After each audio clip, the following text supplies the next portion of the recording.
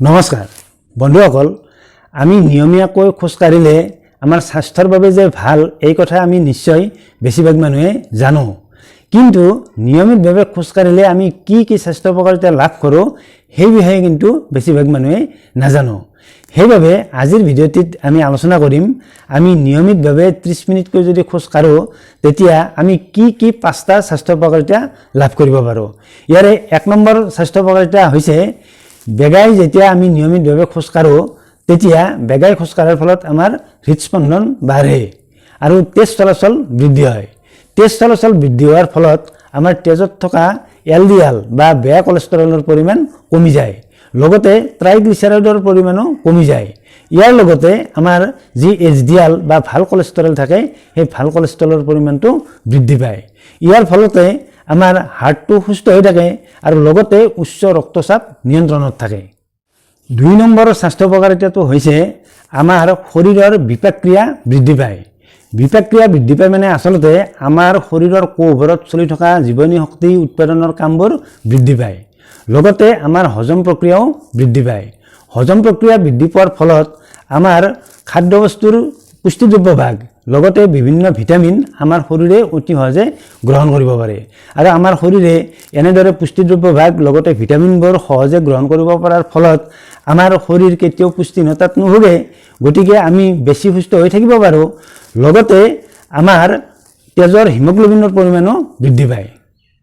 3 number স্বাস্থ্য উপকাৰিতাটো হৈছে হাড়ৰ ক্ষয় প্ৰতিৰোধ কৰে অৰ্থাৎ হাড় মজবুত কৰি ৰাখে লগতে নিয়মিতভাৱে খোজ কঢ়াৰ অভ্যাস কৰিলে গাঁঠিৰ বিভিন্ন ধৰণৰ বিষ দূৰ কৰে গতিকে নিয়মিতভাৱে খোজ কঢ়াৰ অভ্যাস কৰাটো আমাৰ সুস্বাস্থ্যৰ বাবে অতি জৰুৰী 4 নম্বৰ উপকাৰিতাটো হৈছে আমাৰ তেজৰ শ্বেত ৰক্তকণিকাৰ পৰিমাণ সঠিকভাৱে বৃদ্ধি হয় ইয়াৰ ফলতে আমাৰ ৰোগ প্ৰতিৰোধ ক্ষমতাও বৃদ্ধি পায় গতিকে নিয়মিতভাৱে খোজ কাঢ়িলে আমাৰ শৰীৰৰ যি ৰোগ প্ৰতিৰোধ ক্ষমতা থাকে সেই ৰোগ প্ৰতিৰোধ ক্ষমতাও বৃদ্ধি পায় নিয়মিতভাৱে খোজ কাঢ়িলে লাভ কৰা পঞ্চমটো স্বাস্থ্য উপকাৰিতা হৈছে মনৰ প্ৰফুল্লতা বৃদ্ধি পোৱা আমাৰ মনৰ প্ৰফুল্লতা বৃদ্ধি পোৱা মানে আমাৰ মনলৈ সহজে ত্ৰেছ নাহে আসলতে মনৰ প্ৰফুল্লতাই ত্ৰেছ হৰমন সিক্ৰেচনত বাধা দিয়ে বিজ্ঞানীসকলে কৈছে যেহেতু মানুহৰ বিভিন্ন ৰোগৰ মূল কাৰণ হৈছে ত্ৰেছ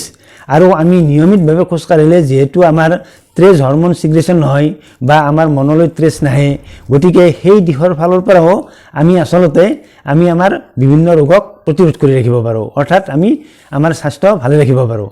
গতিকে নিয়মিতভাৱে আমি যদি 30 মিনিটকৈ খোজ কঢ়াৰ অভ্যাস কৰোঁ তেতিয়া নিশ্চিতভাৱে আমি উল্লেখ কৰা এই 5 বিধ স্বাস্থ্য উপকাৰিতা আমি সহজে লাভ কৰিব পাৰোঁ বন্ধুসকল নিয়মিতভাৱে আমি যদি 30 মিনিটকৈ খোজ কঢ়াৰ অভ্যাস কৰোঁ তেতিয়া আমি কি কি স্বাস্থ্য উপকাৰিতা লাভ কৰিব পাৰোঁ সেই বিষয়ৰ কথাখিনি শুনিলে যদিহে আমাৰ আজিৰ ভিডিঅ'টো ভাল পাইছে তেনেহ'লে ভিডিঅ'টিত লাইক এটা কৰিব লগতে ভিডিঅ'টো শ্বেয়াৰ কৰিব যাতে আজিৰ ভিডিঅ'টো অসমৰ সকলো ৰাইজৰ ওচৰলৈ যায় লগতে আমাৰ স্বাস্থ্য ৰক্ষা চেনেলটো সাবস্ক্ৰাইব কৰি থবলৈ আপোনালোকক অনুৰোধ জনালোঁ অন্য এটা ভিডিঅ'ত আপোনালোকক লগ পোৱাৰ প্ৰতিশ্ৰুতিৰে আজিলৈ আহিছোঁ নমস্কাৰ